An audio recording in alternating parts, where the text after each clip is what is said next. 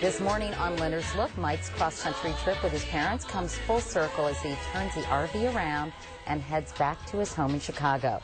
The family adventure is coming to an end just in time for a new one to begin.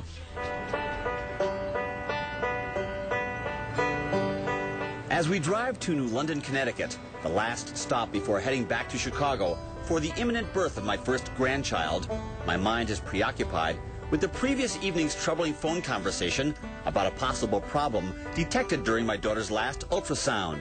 To avoid worrying my parents, I keep the news to myself, knowing that New London is not the place to dwell on what could go wrong. That's it, right sure, there with the red roof. Yeah. We stop at the house where my parents and 3 other young Navy couples rented rooms during World War II. Oh, they were the nicest people we ever knew, Mike. Yeah. My father came home from the sea. The other men didn't. New London is also the burial place of my parents' only daughter, their first child, named Anne, who died at birth. Never gave thought that things wouldn't be great. Well, let me tell you, when it didn't turn out just right, it was one hell of a shock. Oh, no, you don't forget it. No. No, that baby had a bad heart. And those days, they couldn't fix things in those days like they do today. They rarely talk about that painful chapter in their life, so without telling them, I take my children to the cemetery to find Anne's grave. We search and search, but her nameplate couldn't be found. A lot of those got lost. Because if the mower hits them, if they get too high, the mower hits them, they're gone. Guided by a cemetery map, a worker does his best to mark her grave. Oh, the baby is there. The baby's definitely there. Just coming here, this is really sad, and seeing these little baby graves, and I'm kind of teary just thinking about it.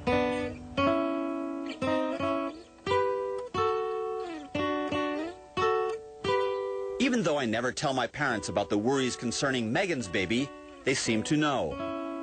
Parents always do. Finally, we reach Chicago, and the longest wait of our lives.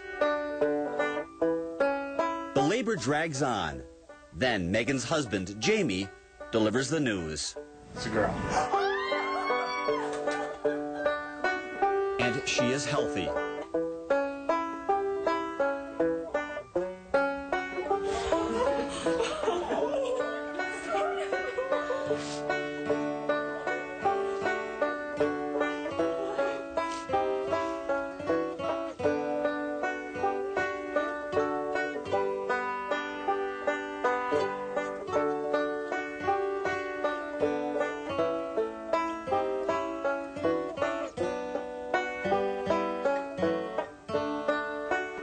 Her first name is Josephine.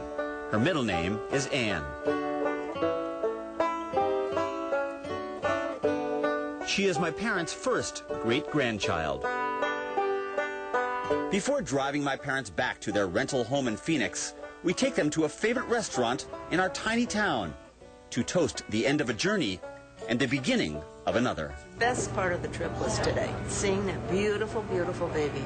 I was thinking it's just amazing that something so little is so big.